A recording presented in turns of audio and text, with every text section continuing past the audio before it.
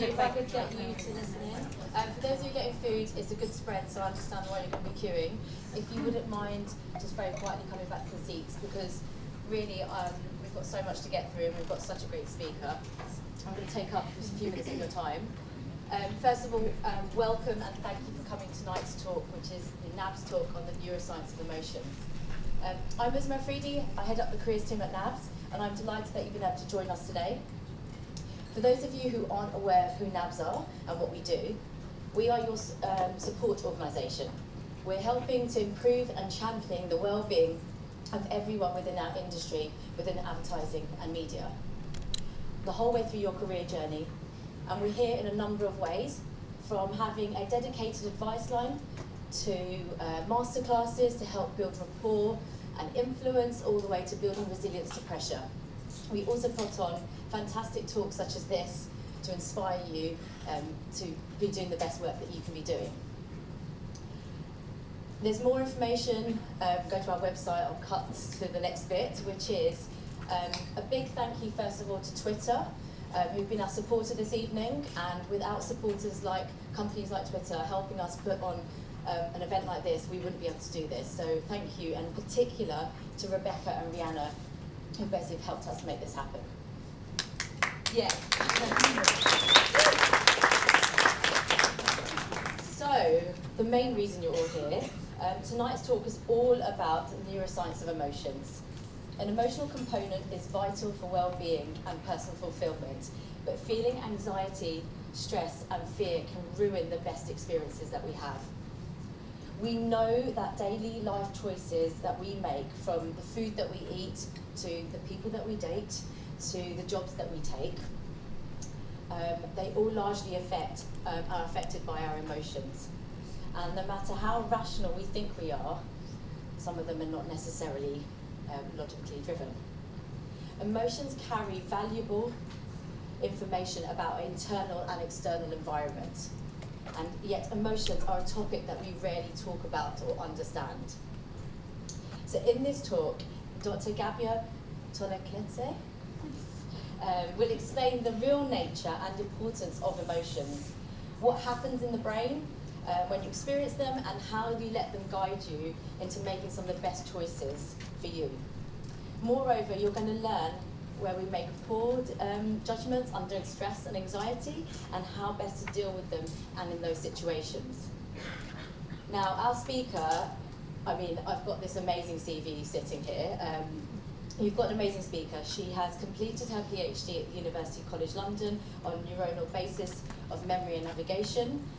During her years of her PhD, has acquired a business qualification, coaching qualification, and has worked as an internal coach at UCL for senior academics and administrative staff. By now, Gabby has probably successfully coached over a few hundreds of academics, corporates, general public clients on work performance, effectiveness, leadership, work transitions, emotional well-being, constructive relationships, and many, many other topics. Combining coaching experience with neuroscience insights, Gabija has been able to develop unique seminars where solid neuroscience research is presented in the context of the topics that are relevant for organizations. Gabija has been delivering individually tailored seminars to corporate companies, to coaches, to mediators, from lawyers, to banks, to startups, management consultancies, scientific institutes, universities, Welsh Government, including TEDx Talk, and the general public. So you're in for a treat, is what I've wrapped it up as. Could you please give a warm welcome to your speaker, our speaker, Dr. Gabija Toleikyte.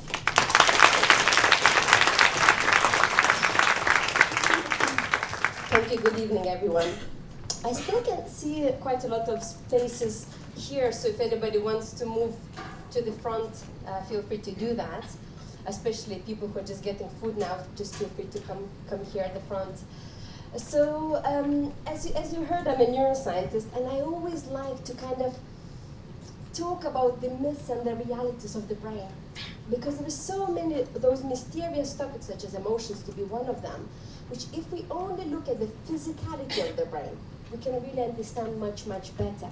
That's why in today's seminar, the Neuroscience of Emotions or Neuroscience of Emotional Intelligence, I add that word sometimes, just to actually underline that actually within emotions there is certain kind of intelligence, there's certain kind of meaning of them. We'll discuss of why do we have emotions? Why can't we just be rational and live without emotions?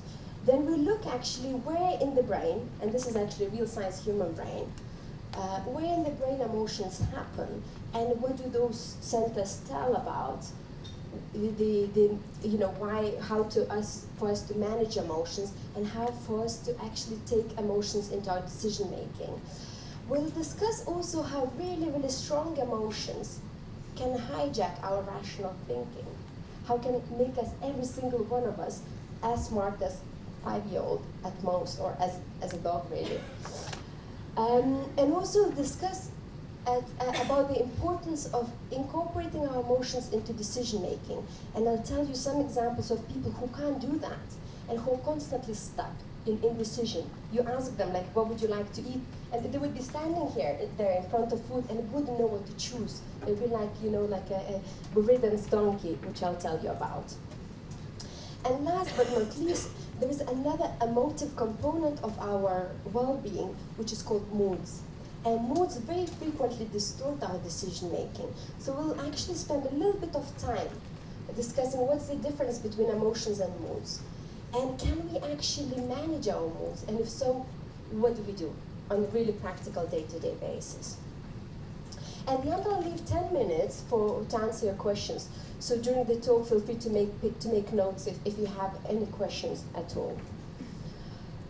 Emotions is one of those subjects which for a very long time we didn't really understand, although many scientists have been truly fascinated with them.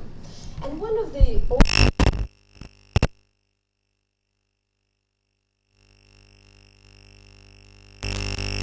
understand both human and animal emotions was by Darwin. Darwin, as you might guess, was keen in comparing different species. So he used to draw, all sorts of comparisons he could see across the species. And he was fascinated to see how similarly we expressed emotions in comparison to other animals. So here you can see an image of a drawing of a dog, when his dog was angry, and also a drawing of the swan when he came too close to a swan. Swan also kind of had very similar facial expression to his dog. And that's a photograph of his wife when he came back home a little late from his voyage. And he was really, really stricken by that comparison. A few hundred years forward, now we know that emotions in mammals and humans are expressed in very, very similar ways. And in the brain, very, very similar centers are responsible for it. And both in animals and in humans being part of animal kingdom, of course, emotions do the same function. Emotions are built in our brains to stop us basically getting killed. So emotions is kind of like a short, quick reaction to the environmental triggers to increase the probability of our survival. In other words, we want to avoid potential danger and seek potential pleasures or things which can be good to our survival or survival of the species. And for that, each emotion has this sequence. There's something in the environment or in our own thinking in the human brains that triggers certain emotion, sets that off. And as a result of the emotion, we respond to it. We have certain behaviors which are either serving us or stalling us. Now, humans having our thinking capacities in addition to emotional capacities, we sometimes get stuck in that. And sometimes we get in trouble with our emotions. And sometimes we choose the behaviors which are not necessarily serving us. All of this variety of amazing and troublesome emotions we can group them into 8 categories. And we'll go through them, each of those categories, and discuss what each of those emotions is telling us, what kind of behaviors we're likely to get into, and how to really analyze whether that's helping you to get in a better situation, to increase your well-being or survival in the evolutionary terms, and which of the behaviors are actually counterproductive. And as you can see, actually, from 8 groups of emotions, 5 of those emotions really suck. We don't like them. First being sadness, shame, disgust, anger, fear. Like, raise your hands if you like them. Like, nobody likes them. So 5 emotions are built in our brain to avoid danger, to stay safe. So our brain is already kind of predisposed, especially emotional centers, are predisposed to notice negatives, to notice the things which can cause us harm. 2 emotions, on the other side, excitement or joy or love and trust, we absolutely like, and we enjoy when we experience them, and one can fall either way, depending on the context. So just let's take a look at each of them and try to understand what is it that they're telling us. Please meet Lucy. Lucy is at work. It's Monday morning. And Lucy was really happy over the weekend. She spent the weekend with her family. She went, hiking in the Peak District. She had a really wonderful time. Comes Monday. She goes to work Monday morning, and she's sad. What is that emotion telling Lucy? First of all, the trigger there is very likely to be work, because she never feels that on holiday. She never feels that in the same way on the weekend. So something within her work is triggering sadness. What is that is very, very personal. It could be anything. It could be, I could, give a huge list of potential causes. So one of them could be that Lucy just started work. She's been working there for a while, and she's perfectionist. She needs to know that she's doing well. Raise your hands if you're one of those. Come on, guys, be honest. Yeah, she knows she needs somebody to tell, because at school she was told you're a brilliant student. Her parents said you're a princess. She kind of needs to know that. And at her work, she works in a huge company. She hasn't met her line manager yet. Nobody tells her how well she's doing, so she's constantly worried and sad. And she's kind of wrapped up in her thinking. So in her case, it might be that she doesn't get enough feedback. Let's imagine that's the case. So how she reacts to that emotion will either increase or decrease her level of sadness. If she sends an email to her line manager and says, look, I've been in this job for 3 months. Could we have a meeting now? I would really like to discuss, how well am I doing, and is there anything else I could do? So would I be serving or stalling her? It'd be serving her. The other reaction she could choose, which is quite popular, is go downstairs to the canteen and get maybe almond croissant with coffee, right? And that's very popular, by the way, to deal with sadness, is get some sort of carbohydrate, sugary treat, which actually changes brain chemistry and makes us forget about the emotion for a short period of time. Other distractions, such as Facebook, chatting to somebody, checking emails, also are, work in a similar way. So very important is to identify as well as you can what is causing you sadness. So for example, we might imagine if Lucy wasn't at work, if she felt sad when she came back home. It might be that she wants to be in a relationship. She feels sad because she's lonely. And sadness is kind of emotion which is guiding us to what's missing in our life. It's guiding us to what's actually, your brain knows that it's good for you, but it's missing. And sometimes we don't know exactly what's missing. And we use our rational mind to rationalize why we don't need it. So Lucy could say, oh, I'm strong and independent woman, I don't need a partner. But her brain is saying, no, you do. That's it, you do. And as long as she kind of doesn't take any actions, it will keep reminding her. If she doesn't listen to the emotion, slowly but surely, the sadness will get stronger and stronger and stronger till she gets in depressed-like state. And that's when brain kind of says, okay, I'm fed up. I keep telling you, you're not listening. Second emotion, shame. Shame, differently from sadness, it's a social emotion. It's emotion which was built in our brain evolutionary, so we kind of do the right thing for the community, do the right thing congruent with our tribe. And by the way, the last time the natural selection was really taking place was in hunter-gatherer tribes. So imagine, let's give name to this lady. Would anybody like to give the name to her? Susie. So imagine Susie is in the hunter-gatherer tribe, and she's kind of picky. She's really hungry, and she decides to eat all the protein hunted for the tribe. So she eats all the meat. And suddenly, shame kicks in, and she's like, damn, what have I done? What about all the other people? They've been working really, really hard all day, and they will have to eat just leaves and seeds. And she feels shame. And that emotion can push her either to say, you know what, I need to apologize. I need to explain that I was in the momentarily insanity and took such a selfish action, and ask for forgiveness. So that would be serving her. Now, if Susie gets cocky and says, you know what, I don't need them, I can hunt myself and I can, be all self-sustained, she will probably have gotten killed in the tribe. So shame is an emotion to to remind us what's congruent with having good relationships with our tribe. Now, in human brain, it's not as simple as that. Certain thoughts, certain moral beliefs can actually hijack that circuitry and can cause shame as well. And often we feel shame about all sorts of things. So it's very important is to actually really analyze. So for example, people often feel shame about the results of their work. Imagine you had to give a presentation to a client, and you felt it didn't go as well as you would have liked to. Raise your hands if you would feel shame as a result of that.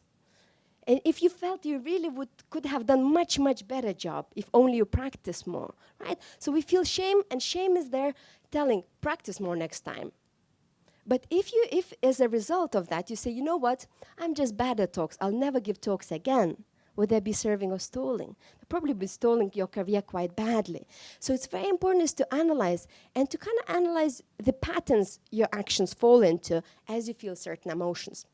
Now, if there is certain unrealistic expectation you have on yourself that's triggering emotion, it's very important to really analyze that and to kind of debug that unrealistic expectation. So shame's cousin is guilt. So a lot of times I have actually clients who feel guilt because they kind of feel constantly drawn between, a constant pull between being, good parent and being really successful at work. So it's kind of important to kind of debug those kind of conflicts of interest in order to kind of reduce guilt or shame. Disgust is emotion that have been put in our brain so we don't eat shit, basically. Summary. You guys are slow. So it's there, so we actually stay safe from any potential harm. So we don't eat food that's rotten, or we don't hang around people who could be ill, who are likely to be carrying some infections. However, disgust, similarly to shame and similarly to sadness, also can be triggered by certain what we call immoral actions. A lot of times when, let's say, long-term partners figure out that the other partner has been having an affair all along, that's a very common emotion to feel. And even people not only feel disgust, they actually often vomit and have all the kind of really bodily symptoms. Because what's telling them that my world is, I don't even know whom I've been with. I don't even know what kind of world I've been living in. So it's kind of emotion we often feel when we feel like our world is a bit shaken.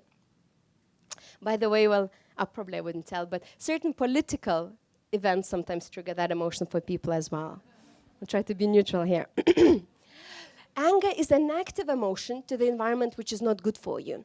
So anger, differently from sadness makes your energy levels much lower. Anger makes your energy levels really, really high in your muscles, in your body. So in fact, if you're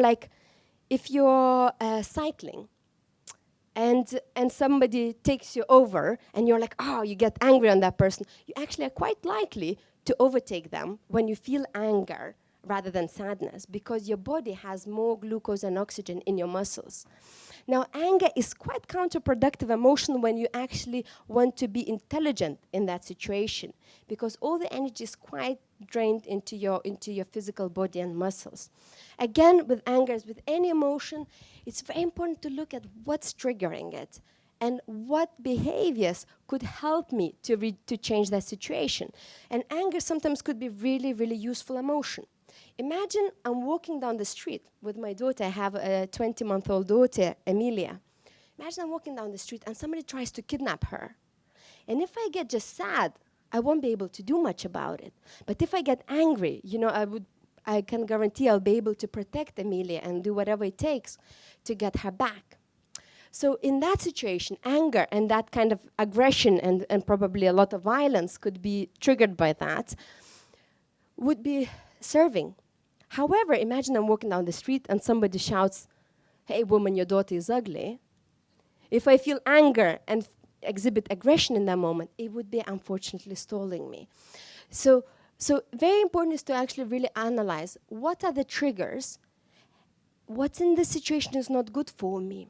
For example, unfairness is very common triggers of anger. If there is certain scenario either in your work or in your relations where you feel you're not you're not being treated fairly, it's very common to feel anger. And then it's actually what could be serving behaviors to really analyze how you can change that. Is it possible to change that? Because fairness seems to be one of the most important emotions in order for us to feel that we are rewarded equally. Fear is also emotion to something that's not good. As you see, like the topic is like so many emotions for dealing with negative things. It's quite depressing, isn't it? But fear is a very important emotion. Fear is emotion to warn us that something is out of your control. Something in your world might go disastrously bad and you don't feel in charge of it. It could be that our thinking makes it seem so, or it could be that our ignorance creates that scenario. Very frequently, I get the clients who feel fear about their financial situation. And what often, so imagine they look at the bank balance, or actually they don't even look. Let's imagine they think, oh, I'm about to get bankrupt. I'm not sure if I'll be able to pay my mortgage or to pay my rent at the end of the month. They feel fear.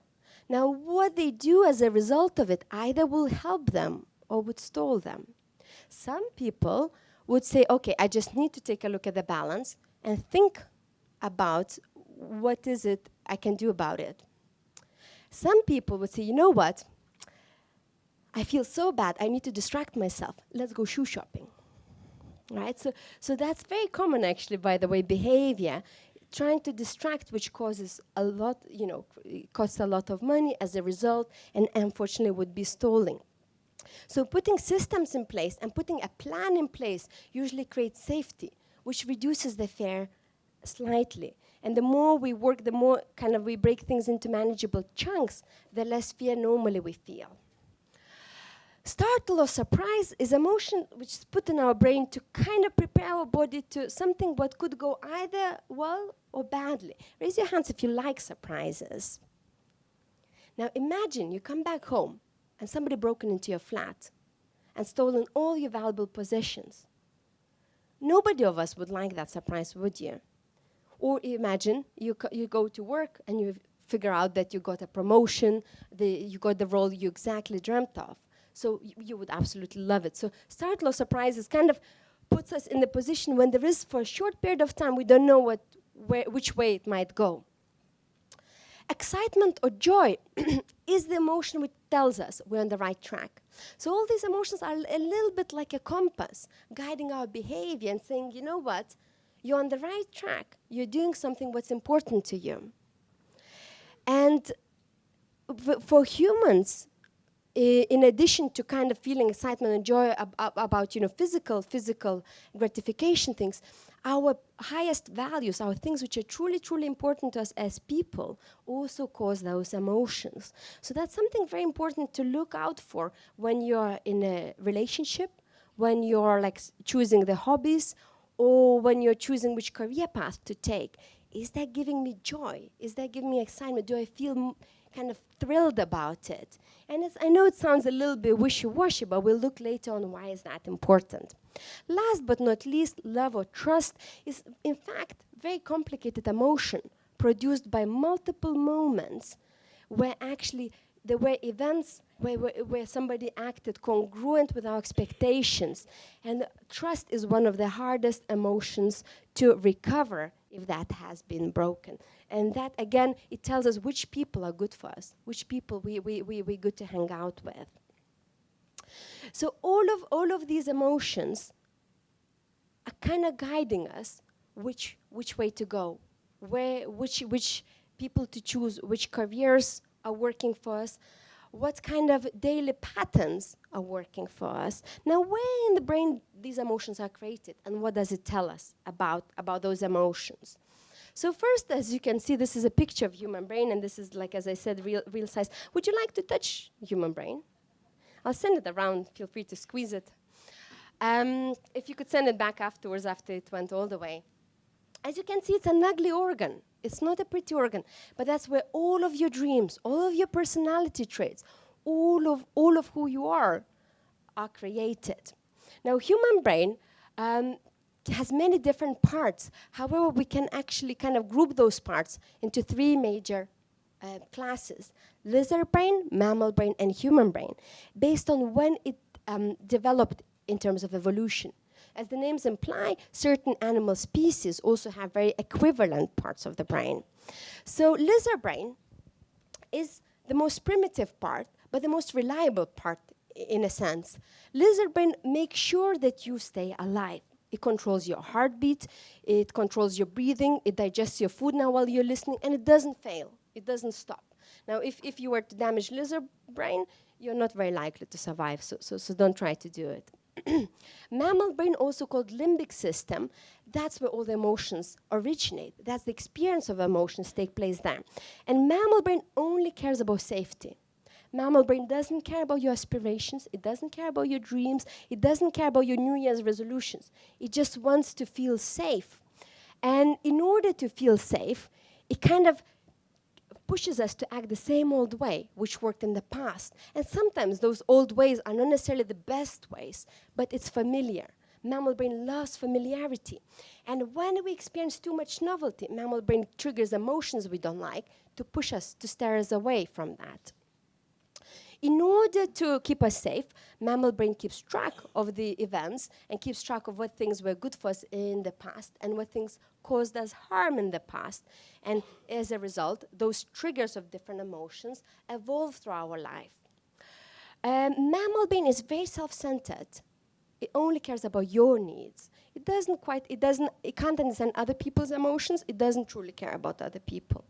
Now, the smartest part of human brain, and where actually more complex emotions take place, is the human brain, or the neocortex, is the outer wrinkly bit of the brain, which we can see if we open the skull.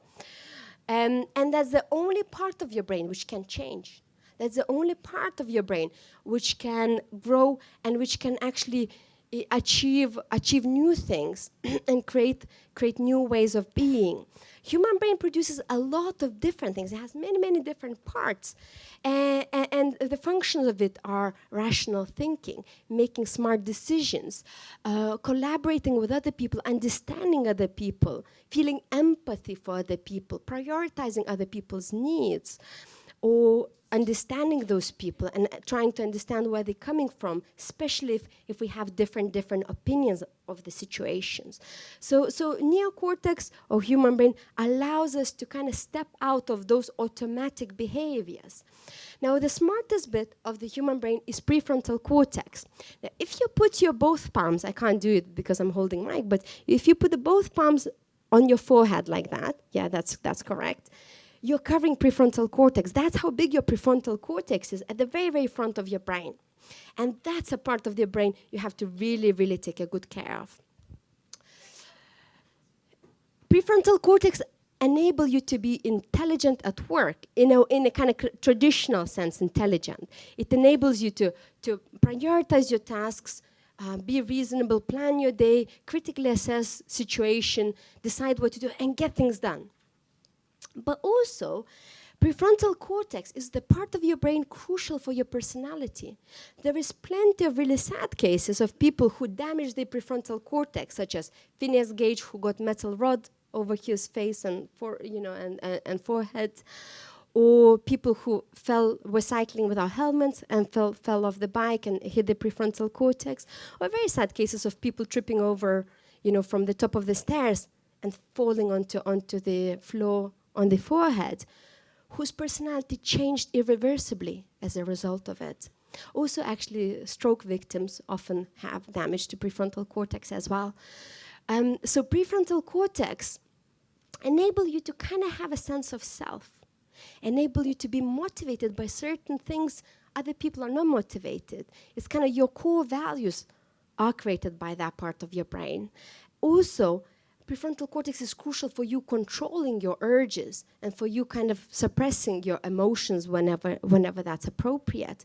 And feeling motivated, feeling upbeat and feeling enthusiastic about things, that's a function of prefrontal cortex. I haven't mentioned in the slides, but prefrontal cortex is also crucial for empathy and understanding other people. So that's part of you which enable you to both be authentic self and step out of yourself and understand other people and allow other people to be who they are. Now, from the mammal brain or limbic system, there's many different parts, but the crucial one is that green area just there. As you can see, it's a small part, but it's very, I don't want to use the word nasty, but it's very persuasive part, really, really active part at the times. Amygdala. Amygdala is the area from the mammal brain which constantly is searching for danger, is obsessed with finding what things could cause you harm. And some of us have more active amygdala than others. Amygdala is constantly scanning the world and searching, is there anything that could cause you harm or perhaps caused you harm in the past? And if it does detect something like that, it creates emotions we hate. So to push us away from it, to stop us doing that. Also, amygdala is triggered when there is too much novelty and it doesn't know. In unfamiliar situations, amygdala is raging. It hates novelty. And it creates emotions such as anxiety, fear, anger, and neither of us like feeling those emotions. So amygdala is there to warn you. However, sometimes amygdala is overly active and is creating unnecessary amount of worry. Amygdala gets more and more active over the lifetime because amygdala remembers every single thing that people done to you, especially if it's negative thing. Because if you look from the evolutionary point of view, it's much more important to avoid danger than to seek pleasure. So people who had overly active amygdalas in the hunter-gatherer tribes, this is just a hypothesis, but perhaps more likely to survive. Because if you imagine, in the savannah, there is two people. One is optimistic, and another is like kind of pessimistic with really active amygdala, walking shoo-ba-doo-ba-doo. And if there is, you know, like a kind of trees start moving and grass start moving, an optimistic one is like, it's just wind, let's just enjoy our stroll. And the amygdala dominant one just runs away. Which of those is more likely to survive it if it was a tiger or some other predator, right? So it's crucial part to kind of, you know, avoid real dangers. Those two parts, amygdala and prefrontal cortex, they are connected. They have kind of wires between them, which are just, so here's the part of prefrontal cortex. This is like if you split the brain apart. We're looking in the middle of the brain now. If you have the brain model, just split the part and take a look in the middle. And the whole bit is called prefrontal cortex there, and amygdala is just there. However, the part of prefrontal cortex can be divided in two bits. One is called medial prefrontal cortex, just up there, and the other ventromedial prefrontal cortex, which is kind of connected to amygdala. And this part is crucial for communicating between amygdala and prefrontal cortex, to exchanging information, and information is flowing both ways. Amygdala is kind of sending all the dangers and all the emotions to prefrontal cortex, and we can suppress amygdala with our thoughts as well. However, the tricky thing is that amygdala has a way more connections going from emotional centers to prefrontal cortex. So we can suppress prefrontal cortex much, much harder than our thoughts can suppress emotions. And that's the very reason why sometimes, now remember the time when you were really, really mad, truly mad, like angry, super angry, or very jealous, or really scared of something. Raise your hands if you can remember an event like that. Now, raise your hands if you have done something or said something that you have regretted afterwards. Guys, be honest. I know exactly how many of you have done that. I've been watching you. And the reality is, if you have done that, it means it's brilliant. Your brain is working well. Because when we feel overly strong emotions, rational thinking is not necessary. Our brain is in completely different mode, is in survival mode, where it kind of needs to escape the danger. However, sometimes in those situations we make decisions which afterwards, haunt us for some years. So it's very important when you get into that, we call amygdala dominant state, for at least 15 to 30 minutes, don't make any decisions. I tell you an example from the actually couples research laboratory of Gottman. They created this apartment kind of laboratory where they had families and couples arguing there, basically, which wasn't really hard to trigger. So they would just get couple and wire them onto microphones. They have cameras on all the corners, and they'll be recording stress response from the skin as well. And they would tell, could you discuss something what's kind of controversial? You still haven't found a resolution. And families would start discussing, couples. They would start, for example, in one couple, they were discussing a woman really wanted a puppy, and the man really didn't want a dog. He just wanted to focus on his career and on their relationship. And they were just discussing for like half an hour about get a puppy or not. Some couples were discussing previous arguments they had and so on. And slowly but surely, if in couples whose stress response raised quite high, which measured by skin sweatiness, we get more sweaty when we are stressed, people started saying stupid things. They started using nastier and nastier tricks. They started insulting each other. They started like stonewalling, and they started using kind of methods they weren't using to start with. Now, the interesting bit came when Gottman said, when just before they started like kind of insulting each other, he would come in and say, excuse me, something is not working with your microphone. Would you mind just to read magazines for 15 minutes while we sort it? And they would just give magazines to them and just ask them to just not talk, not to continue the conversation, just focus on the magazine. And after 15 minutes, it's okay, you can continue, microphones are fixed. Of course, there was nothing wrong with the microphones, but they wanted to see. And in fact, for those couples, they stayed quite respectful of each other, and they were still able to understand each other's point of view, because the prefrontal cortex has the chance to recover from amygdala hijack. So that's a very good tip. We use that with my husband, by the way. You can ask him, Matthew. Whenever there is something, and by the way, amygdala, we all have really individual triggers of it. If somebody tells you you're being irrational, well, surely you are, if amygdala is being triggered. We are all irrational. And we all have very different triggers. Somebody gets, amygdala response if they feel disrespected. Somebody gets amygdala response because of the jealousy or some sort of other issue. So we all have really individual amygdala responses which we can't really appreciate in another person. So with my husband, we have keyword, amygdala hijack, and that's it. We go away, or we just cuddle for 15 minutes and then continue discussion. And that's a very efficient way, actually, to not get into arguments. Or not to say things we afterwards would regret. Now, when we're in a amygdala dominant state, every single one of us becomes really quite dumb. Amygdala dominant state kind of only cares about safety, and that's it. Every single one of us become really safety driven. We become, good metaphors, we become like a small scared child. And that's for every single one, because when amygdala is triggered, we just want to restore safety, and we're willing to do things that we wouldn't normally to get that safety back. So for example, we become really quite narrow-minded and judgmental. If otherwise even we wouldn't be judgmental. We kind of become really self-absorbed and selfish, and that's every single one of us becomes that in amygdala dominant state. We become so stuck in me world, we don't even notice what's happening in another person.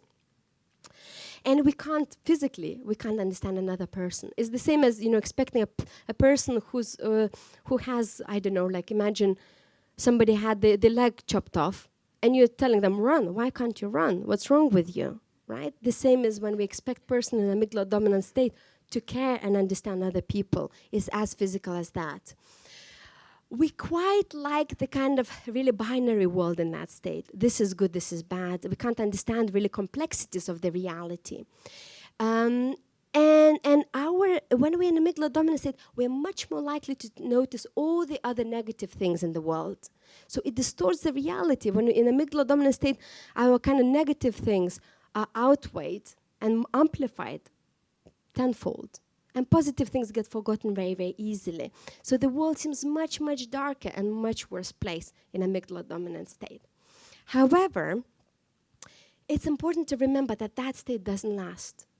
Once we get out of it, our thinking changes completely. And when we're in that, we're in prefrontal cortex dominant state, every single one of us, I still haven't found even one person who wouldn't want to really understand how things truly are, who wouldn't want to who wouldn't be calm in that state and open-minded and willing to learn, who wouldn't be able to empathize with other. Actually, there are some people who wouldn't be able to empathize. That's, again, quite physical. Some people don't really have empathy centers as strong as others. Who couldn't accept the differences. We all at least want to try to accept differences and truly understand other people in that state. And every single one of us is very unique and authentic in that state. And that, of course, results in growth and achieving our goals and understanding others and peaceful mindset. Now, so a very good example of amygdala dominant state and prefrontal cortex dominant state is depression. So when in typical state, this is the same person when they are not depressed and when they're in depressed state. I'm not talking about major clinical depression. This is depressed-like state we all get into. So when we are kind of in normal state, typical state, if either of the states is normal, this is amygdala and this is prefrontal cortex. And red means active, blue means calm. So there's constant communication between prefrontal cortex and amygdala. And even if amygdala is triggered, it quickly gets calmed down by prefrontal cortex. Imagine but before the talk, if I got scared, I can, kind of talk myself out of being scared. Now, when people get in depressed-like state or depressed brain state, that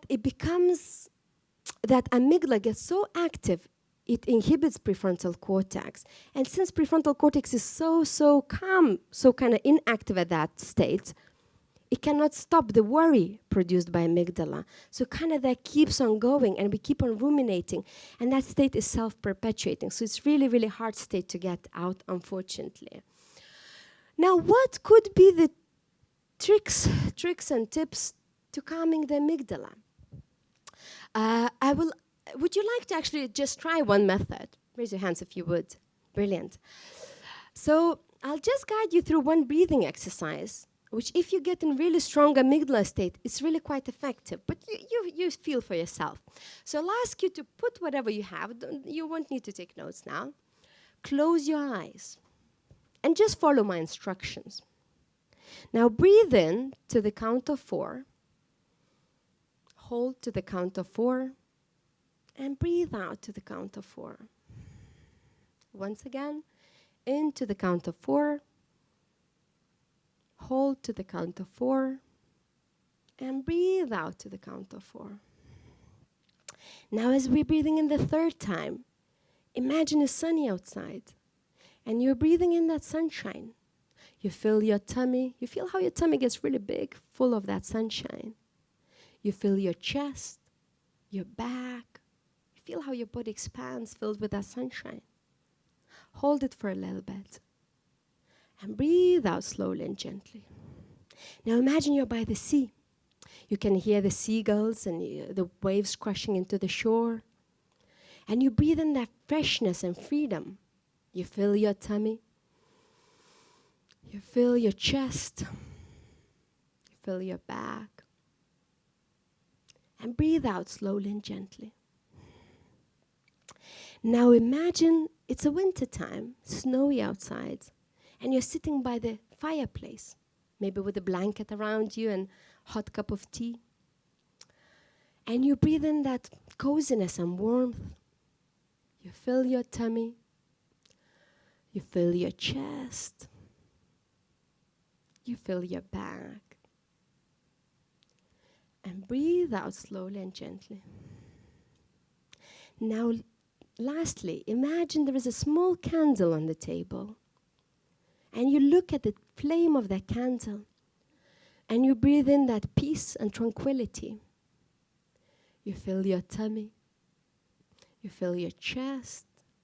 You fill your back. And breathe out slowly and gently. And when you're ready, open your eyes. Raise your hands if you feel a little bit more chilled.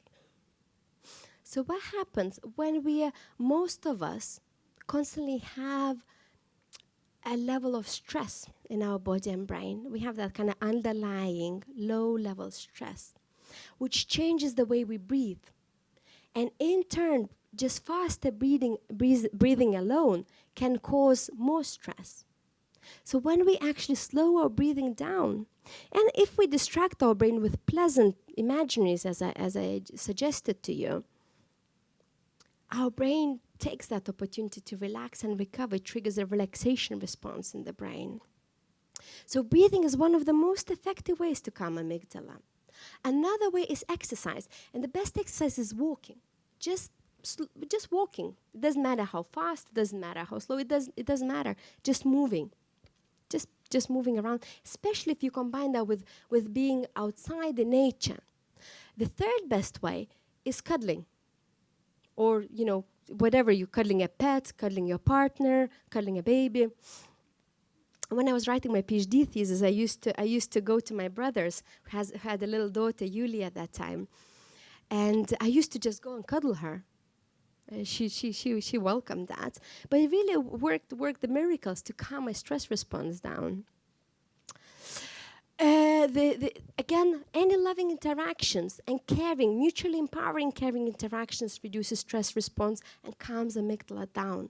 So amygdala needs to know that you are safe.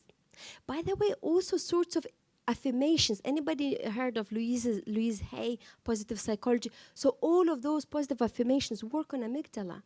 And in a child healing, it's all designed to calm your amygdala down. For people, especially for people whose amygdala is so active because they encountered a lot of shit in life. Sorry for swearing. Also, certain substances like alcohol, antidepressants, sugar also can calm amygdala. And escapism, such as going on your phone and kind of running away from your thoughts for a period of time. And I'm telling that without judgment, because sometimes it's really important to give your brain a break, to give a chance for amygdala to calm down. Sometimes if your mind is constantly chatting and having that negative mind chat, we need a moment to switch off. And we need to do it whatever ways we find to, given our state. Now, what are the ways for us to engage our prefrontal cortex to the higher extent? And before I tell that, I must kind of mention that different parts of the brain need different amounts of energy.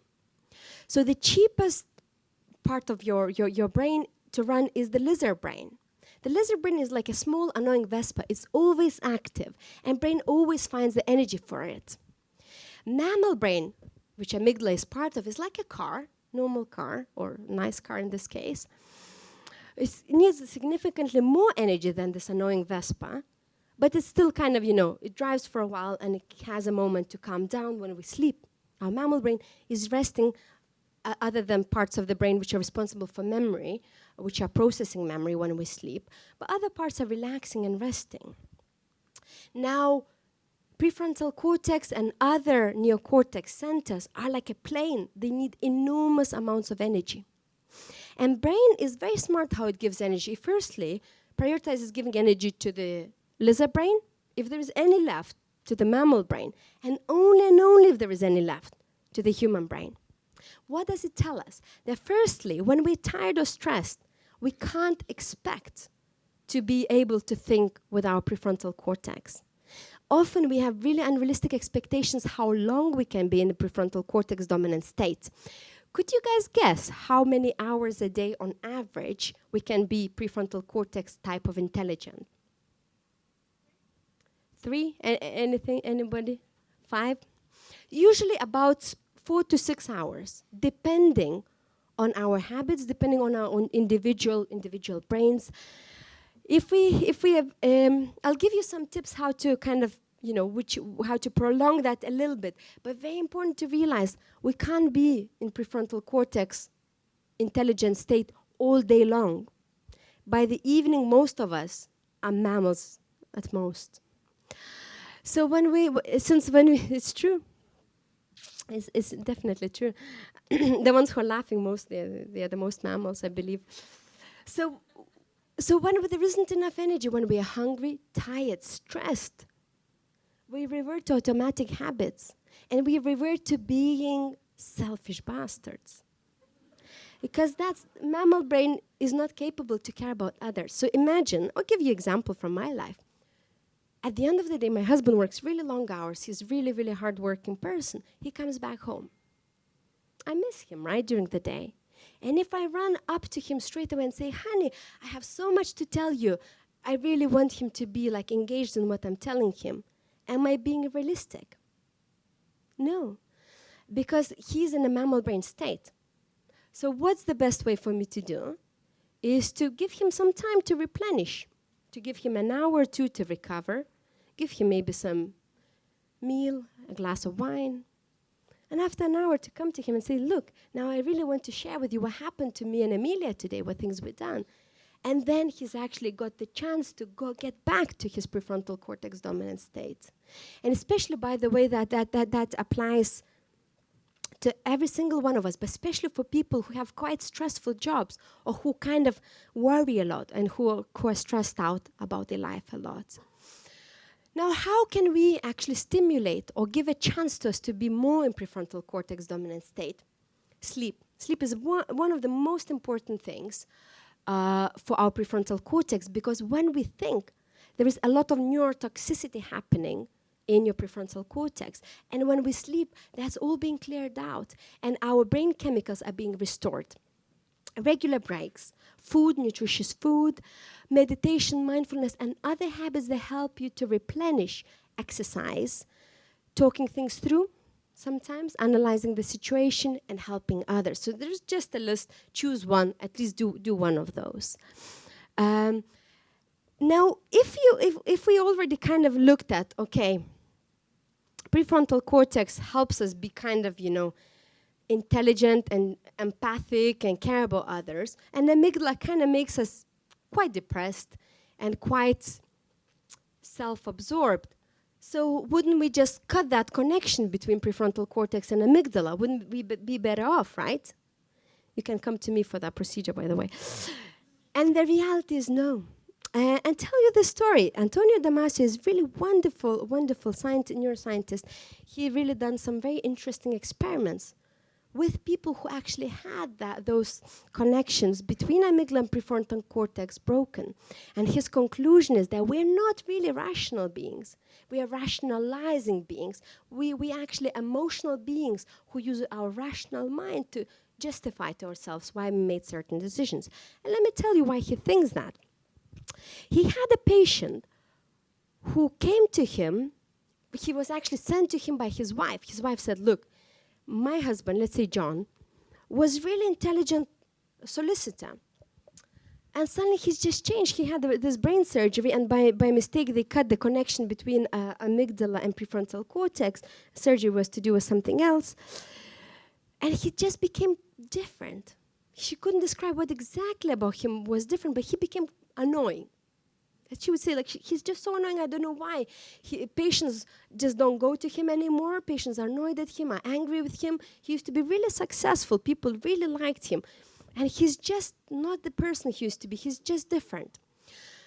Could you take a look at him, and could you just kind of help him somehow? So Antonio did all possible intelligence tests of him. All the cognitive abilities were tested, and he was really, really spot on. He was brilliant. He was really, really intelligent at every single aspect measured. Up until the very end, when Antonio said, look, I can't find anything wrong with you. How about we make another appointment and I'll bring another specialist and we can really have a think. Maybe some other tests to run, or maybe brain scan to do on you. When are you free? And John, Antonio's patient, was standing there for 2 hours, weighing pros and cons of different days, different hours, and he couldn't make up his mind. He just couldn't decide, as very similarly as French philosopher proposed about the donkey. Imagine there is a donkey in the middle of the field and there is two piles of hay, the same size, the same distance from him. And donkey has to choose which pile to eat from. And that was his patient in that state. You know, he had to choose between different appointments. And donkey thinks about the right one, the left one, and he can't find any reason to prioritize one over another. What happens to the donkey? Donkey dies of starvation.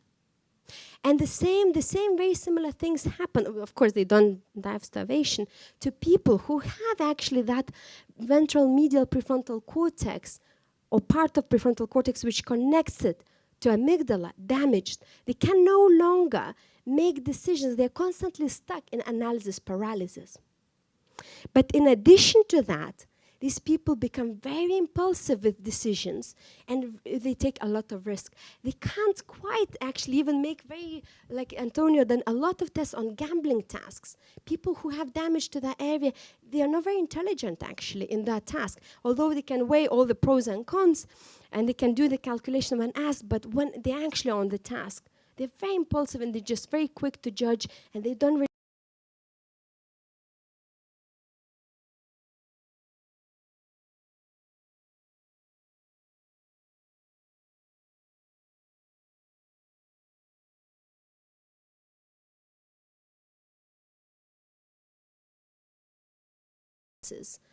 into the decision-making process. Also, they can't really incorporate future predictions in the decision-making process, because that's very important. The limbic system or mammal brain is really important, imagining future as well. So in fact, emotions are crucial for us to make decisions, and to make decisions which are good for us. However, if we constantly just kind of follow our urges and impulses, we can make mistakes. And the reason we make mistakes is because of moods. And very briefly, I tell you the difference between emotions and moods. Emotions are usually quite short, and they start when something happens. And they're usually quite strong and caused by a specific event. And in that case, you know, me walking on the street, if somebody tried to kidnap Emilia, anger was caused by that person kidnapping Emilia. So that specific situation, specific events, targeting specific object. So it's information about the situation. And we want to include that in our decision making. The same as when you're in the job. If you have certain emotions about a particular role, or in a relationship about particular behaviors of your spouse, that's important to take into account. They're very valuable for decision making. Moods, on the other hand, they're kind of vague. They're diffused. They're relatively long time, and we can't tell when they started or why they started. In other words, the onset is gradual. It's kind of, we wake up and we feel in a bad mood or an ecstatic mood.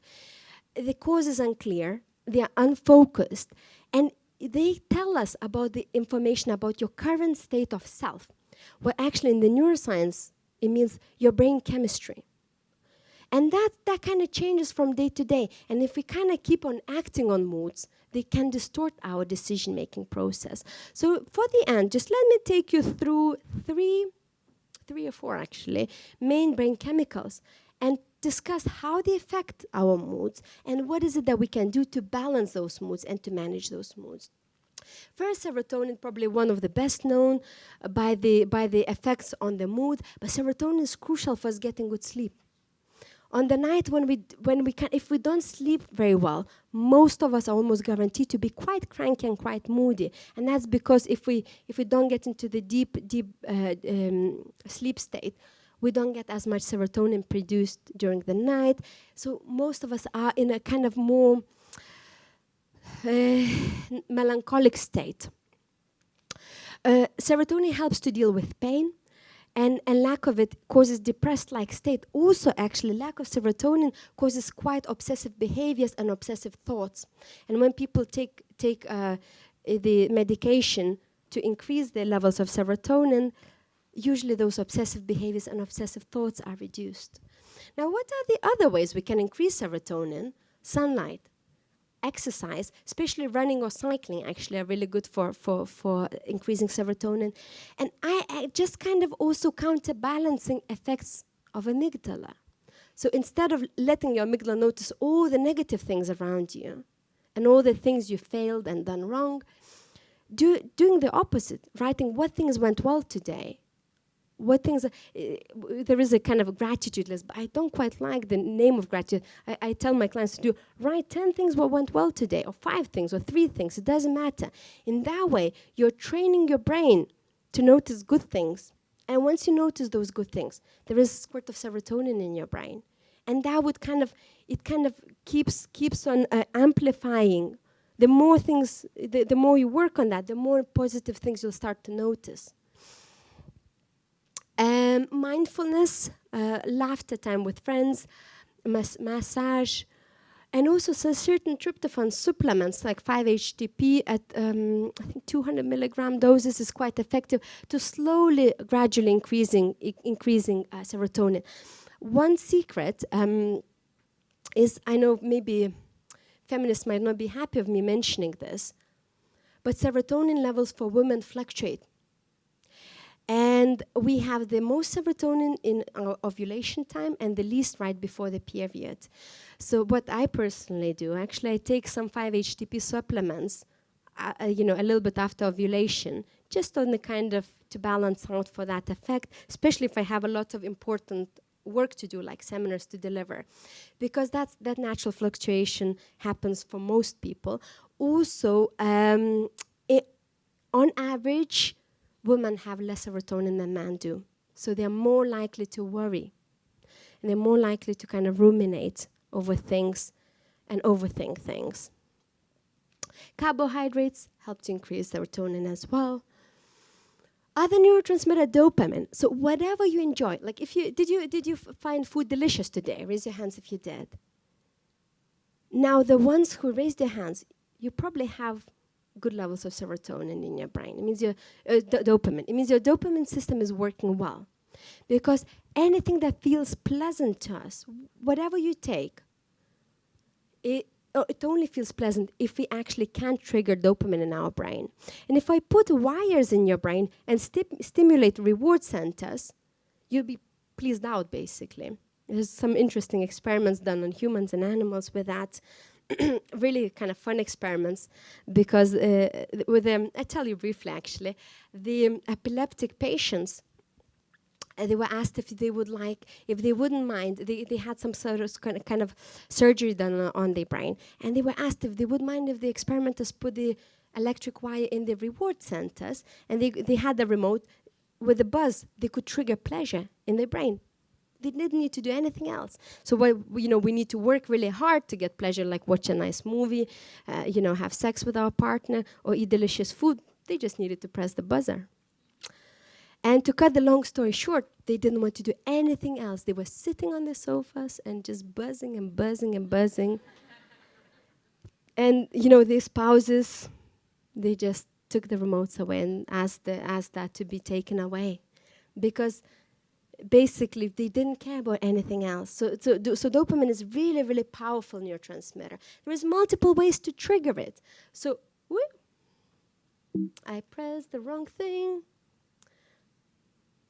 Could you help me? Brilliant, thank you so much. So there some ways are more destructive than others, but the boundary is kind of blur. Depends, it's all very situational.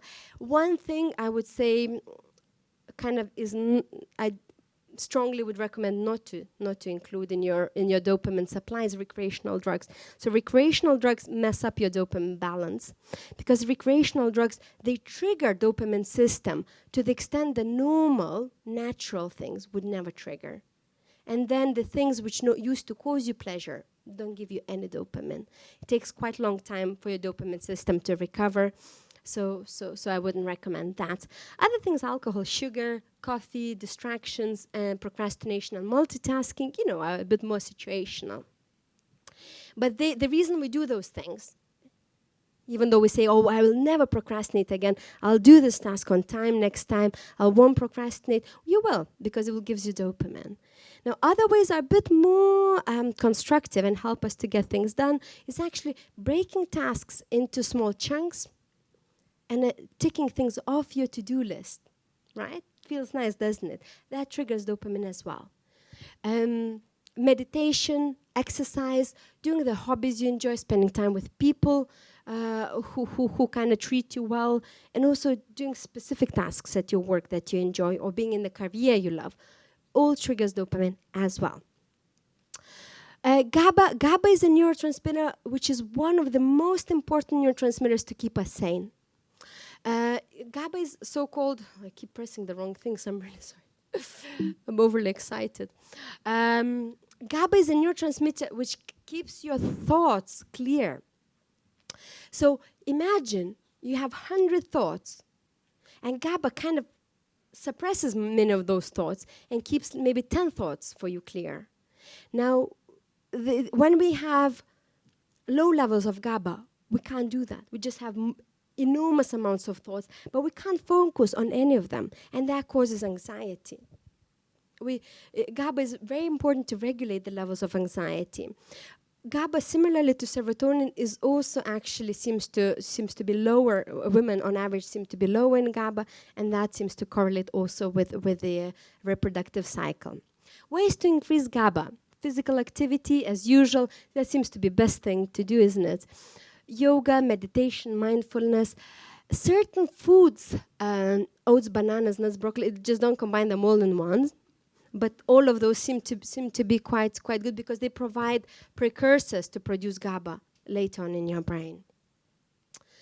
And avoiding excitement. So as you see, like for different people, kind of, if you have tendency to worry too much, probably for you actually avoiding sugary things is a good thing. But if you have really low levels of serotonin, having some carbohydrate things can increase your levels of serotonin. So it's all very situational. And for people who have really kind of anxiety issues, reducing amount of coffee and any other stimulants you take would help with that as well. And other magnesium supplements, probably one of the best ones. And there is some herbs which help with that as well. Last but not least, oxytocin. Oxytocin is one of the most pleasant molecules. We get oxytocin when we hug somebody. We get oxytocin when we make love to a person we love. We get oxytocin when we hold a baby. So oxytocin is also called attachment, trust, or love hormone. It creates that replenishment and relaxed state. Also, actually, oxytocin is crucial for good functioning of our brain. Oxytocin actually in the prefrontal cortex, it dilates blood vessels. So when we actually have good levels of oxytocin, we are the smartest at that state as well, because there is lots of oxygen and glucose supplied to our prefrontal cortex. So in fact, things that feel nice are often quite good for our cognitive abilities as well. So how can we get more oxytocin? Is being around people who treat you well. Probably the best recipe. Having pets and doing other kind of things you enjoy, but more like kind of being listened to, being empathized with. So if you kind of hang out with a sociopath, you won't get that. So just be careful who you choose to spend time with. Helping others is probably one of the most guaranteed ways to get oxytocin. If you don't have really nice people around you, just go on and be a nice person to somebody else, and that will surely give you good oxytocin. Another good effect of oxytocin is, in addition to keeping us kind of our cognitive abilities really high, is oxytocin helps us to deal with the negative effects of stress. When we're experiencing chronic stress, there is many things that actually change in our brain. One of them being neuroplasticity being reduced. So when we have really highly stressed environments, we can't learn very well. We can't change, and we kind of often get stuck in very amygdala dominant state. Oxytocin, very good levels of oxytocin, help to counteract that. It makes us more resilient to stress. So last but not least, just let's summarize them all, and I'll be happy to take any questions you have. So first of all, emotions are there to guide us. What things are good for us, what things are not. And they're crucial for our decision making. Emotions are neither good nor bad. It's the behaviors we choose to perform as a result of them are either serving or stalling us. We can't avoid having emotions. They just happen to us. But the behaviors, we can choose and slowly and surely, gradually change them. It's not easy, but it's possible. Amygdala and prefrontal cortex create very different ways of thinking. And as a result, we kind of act differently.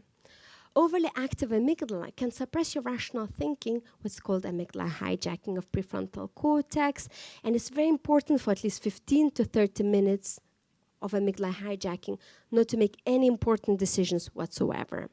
Last but not least, moods give us information about your brain chemistry, and it kind of changes, and we all have very different levels of brain chemistry. It changes based on how hard we work, how much stress we experience, what food we eat, what sleeping habits we have, and we can't quite control that, but we can be aware and try to do daily habits to balance that out and to manage it. Now, for the end, I also would you like me to recommend some books for you, by the way, for further reading? I often get asked that. So I will recommend you 6 books, actually. So first book, Brain Rules, is if you want to understand a little bit more about how the brain functions, is a really good book. John Medina written one book about the child's brain as well, which is good. Mindset by Carol Dweck would help you to understand how to, really practical tools. If you're very prone to getting that amygdala dominant thinking, what she calls fixed mindset, what to do to kind of get out of it. And we all can get out of it, actually. It's not easy, though, but she gives specific tools how to do it. If you want to understand how important emotions are in our decision-making process, Antonio Damasio's Descartes' Error is brilliant for that. And other 3 books is more about mental well-being. Rewire Your Anxious Brain. It's also a very practical book. It's kind of popular science. And this explains a lot about amygdala. Amygdala is the favorite topic there, and so it should be. Mental, it's a brilliant book. I love the title. It kind of explains in day-to-day terms about all the kind of mental conditions. And I think everybody should read it, to be honest. Inflamed Mind is quite controversial book, but very interesting.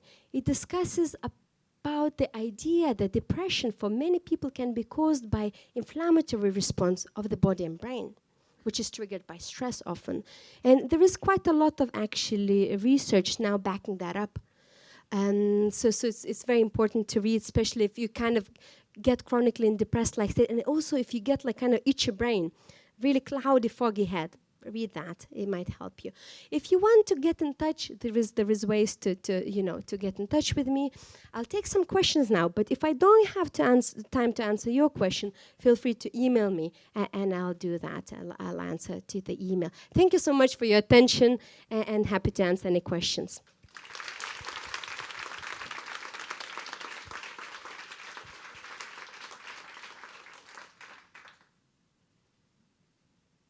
Would you like to raise your hand if you want to ask the question? There is... Hi, first, thank you so much. That was super interesting. Obviously, being an expert in this field, you have an amazing amount of visibility on all the different tools that can help you be less stressed, more empowered, I suppose, in your day-to-day. What routines or habits do you personally have, if you don't mind sharing them, that you make sure you either do daily or weekly, just to make sure that you are ultimately running to your best potential? That's brilliant. So one of the kind of things which seem to make me the most difference is actually going for a walk in the park. Very simple thing. I spend part of my day looking after our daughter and part of my day working. And I just make sure to go to the park and spend an hour to 2 hours outside walking with her. And on the days when it's really rainy and I can't do that, I definitely notice that my brain is more... I'm overthinking things. My brain is more kind of cloudy, one thing. Second thing, which probably made the biggest difference in terms of productivity for me, was one-item to-do list. So instead, I used to create huge, long to-do lists. But instead of that, what I do, ask, what's the most important thing for me to get done today? And only after I complete that task, I ask, what's the second most important thing for me to get done today? When I finish that, again, ask that. That's the second tip. Third tip, Pomodoro technique. I have actually an article you can find if you just Google my name and Guardian. In the Guardian, I've written one article on productivity. So I describe how I use Pomodoro technique, but in brief, it's kind of creating very, very defined and very clear times when you're working and when you're having time off. So, and that technique really helped me to write my PhD thesis.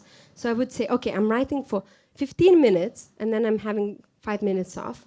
Again, 15 minutes, 5 minutes off. And if you successfully do that for a while, you can increase that time. And at the end, I was writing 45 minutes, taking 15 minutes off. So that Pomodoro technique helps for me and help for many of my clients and other people I knew who kind of came across that technique independently, to really kind of help to reduce procrastination, multitasking, and really to do work to the highest standard. So just those three. Thank you. Any other questions?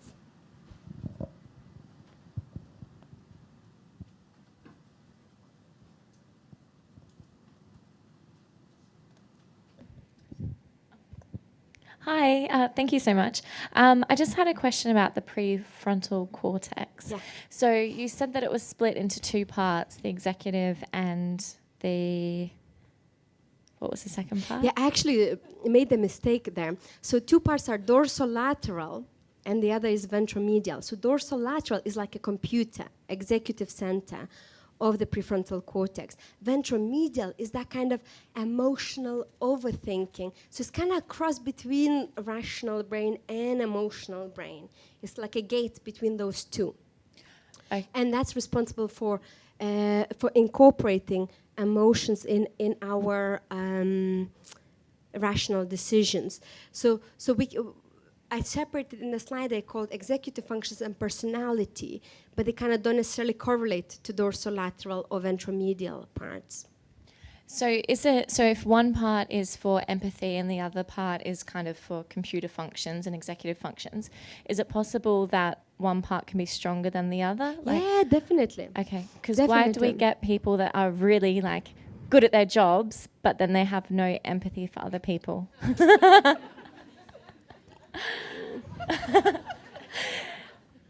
There is a name for that. But actually, that's not a very easy question to answer. In order to answer that, I have to mention something else.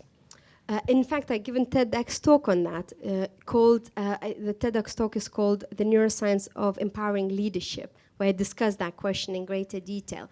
But it's not as simple as one part just does one job and another.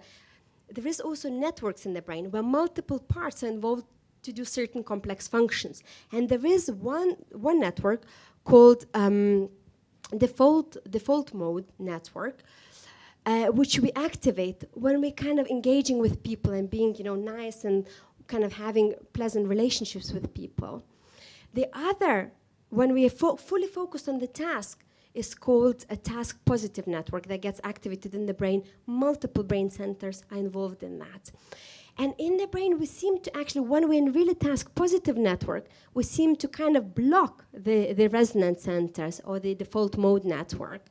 And that seems to be crucial for us to kind of separate that social side and that kind of task-oriented side. In other words, some people just develop the task-positive network so strongly that they almost constantly are blocking the default mode network, while other people, they have a good balance between both, or they could actually do with training the task-positive network. They get distracted very easily. So it's kind of, it depends on with the brain. A lot of times it's kind of how we shaped it with our activity. And for those people, what I would recommend them actually learning a bit of coaching methods. So especially if they are in the leadership role, learning to ask questions.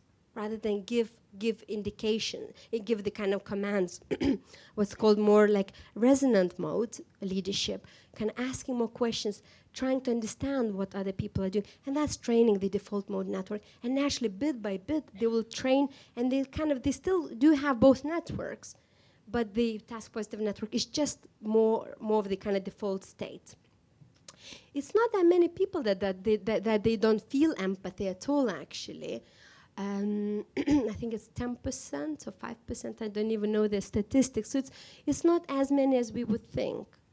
Most people can train to be more empathic and more caring, but they just the way they kind of the habits they develop, they kind of prevents them from doing that. Hope that answers your question. Brilliant. And there was one at the end. You mentioned a few times, or exercise came up as a good way of increasing serotonin and making you feel better.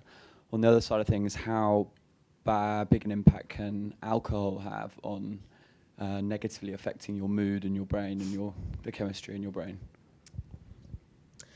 Alcohol is an interesting one. So alcohol, for a short period of time, increases dopamine levels, and it kind of in the brain it pretends that it's GABA. So it kind of suppresses, and the reason we drink alcohol really is to get rid of unwanted thoughts and to feel good for a moment. And sometimes it's needed for people who really tend to overthink. Sometimes the only way to switch off. So I don't want to rule it off completely. However, so if you imagine if you have 100 thoughts, 50 of them, just let's make it very simple, 50 of them are positive, 50 of them are negative. When we drink alcohol, there is 10 thoughts remaining, just arbitrary example. Imagine if those 10 thoughts are negative thoughts remaining. You would feel not that great. So we can't quite control our which of those thoughts are remaining, so we don't necessarily get dopamine boost. We can actually get very much amygdala activation. Another thing with alcohol is that it kind of suppresses multiple areas of your brain, prefrontal cortex big time, cerebellum, which is responsible for coordination big time. But in terms of suppression of prefrontal cortex, it suppresses our willpower, our suppression of our kind of urges. So we sometimes tend to do really stupid things under effect of alcohol. But also, we don't know how stupid we are, because the judgment centers, self-judgment centers are there as well, and they are suppressed. So we kind of, under effects of alcohol, we are likely to make stupid decisions because we don't realize how impaired our thinking is. On long term, alcohol actually, and carbohydrates as well, but alcohol big time increases the inflammatory response in the gut, in the body and brain, so that can actually cause negative effects. Also, the alcohol itself, not so much, but when alcohol is being broken down into ketones, that actually, not ketones, aldehyde actually creates that's what creates hangover. It kind of has that, it dehydrates us. So I hope that's enough of the reasons for you not to drink alcohol. But so it's pros and cons, and different bodies react to it differently. For me, I can't have even a glass. I get migraines very, very easily. Even if I don't get migraine, I wake up next day. Imagine if I have like this small glass. I wake up next day with cloudy head. My brain feels like it's itchy. I can't think clearly. So clearly is doing something. For other people, it's not as well defined. But for most people, they have certain kind of lingering effects for at least a day after. And also it affects sleep. So when you, under effect of alcohol, we fall asleep easier, but we don't get in a deep sleep state. So sleep is much more shallow, so your prefrontal cortex doesn't recover as well. But again, as with everything, I kind of just, different pros and different cons. If somebody's laying in bed and worrying all night long, maybe for them it's better to have a glass of wine and fall asleep instead. So it's, Hope that answers, yeah? Do we have time for any more questions, or do we need to wrap up? Maybe just one more question, would that be all right? I'll give you my mic. Why are some feelings or emotions sort of stickier than others? Example I'm coming up with is doubt, shame, guilt, versus happiness, which can come and then is quite passing? Yeah, that's a very good question, and I think that's the biggest issue with our mammal brain. It's designed to protect us from danger. And amygdala in particular, amygdala mediated memories, they're very, very hard to override. It's the strongest, in the brain there is many different kinds of memory. Amygdala, emotional memory, is the strongest for negative things. And also amygdala gets more and more active over the lifetime. There is amygdala plasticity. So the more troublesome events we experience, the more active it gets. So we become more and more kind of pessimistic with life. And that's normal, unfortunately. So we need to work quite hard to counteract that. So in fact, being negative is easy and natural for the brain. Being positive, that's something we need to work at. And we shouldn't ask, why are we so negative? What's wrong with us? No, we should ask, how come some people still manage with such a, negativity biased brains? How do some people still manage to be optimistic? How do some people still manage to be positive? That's something what we can strive for, but we shouldn't beat ourselves hard for doubting ourselves, for feeling shame. We can work on that, but that's normal. That's how the brain is designed to function, unfortunately. Brilliant. Thank you so much. I shall hand. If you have more questions, email me. I love hearing from you. And thank you, Asma.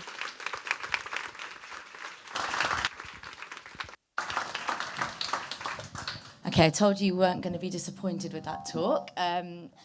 Mate, I've got just a few thank yous. Thank you for staying, thank you for listening, and a massive thank you again to Gabija for that talk. We were all at NABS in the corner writing notes as well for ourselves. Some key points, just to really wrap up a little bit, we took from the talk were the primary role of emotions is to keep us safe and to provide valuable information about our environment. So we will feel them, but I suppose it's helping us be more aware of the environment that we're in. The emotional centres are connected to the rational brain, even though it doesn't always seem like it. And this connection is vital for sound decision-making. We've got some really great examples I think I'm going to be able to refer back on rather than the brains of the parts of the name. Very strong emotions, such as jealousy, anger, and fear can block our rational thinking. It can make us temporarily irrational and prone to making mistakes. So I've learned really at least 15 minutes before making decision-making, which might be happening quite a lot, maybe in meetings or at home, but actually there's something there we can be doing. Also, big thank you for Twitter, because you mentioned food makes us happy, and then so Twitter's basically helped us go from mammal state or mammal brain to the prefrontal cortex being dominant for this evening's talk and being alert for it. So thank you. We've also put, really importantly, we've put feedback forms on your seats. If you have a moment before you rush off, could you fill them out? It allows us to put talks on like this again. We need to know that you enjoyed this, that you want to hear this kind of talk again, and kind of what you thought of it and what else you'd like to hear from us. We've also got some really exciting NABS talks coming up, so do check out our website. You've got a little reminder of what we've got going on.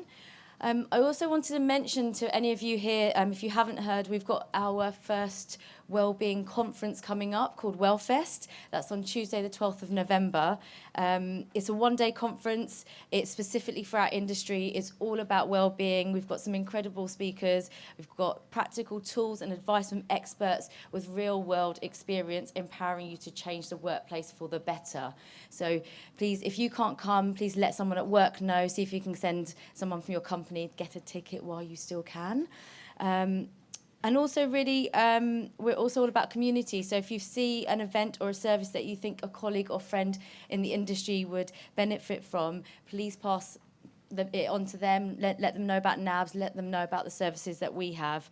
It's the advocacy that helps us keep on thriving as an industry. And one last thank you to all of you for coming. Thank you, Gabija.